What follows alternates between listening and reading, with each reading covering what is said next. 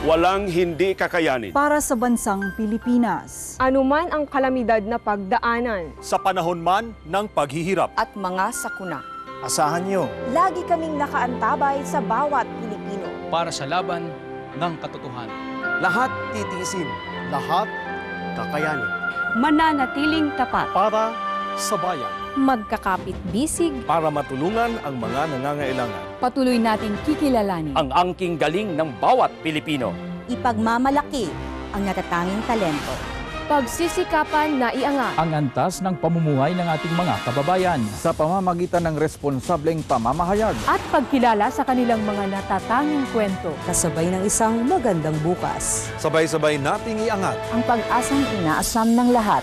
Dahil ikaw at ako ang uukit ng bagong simula.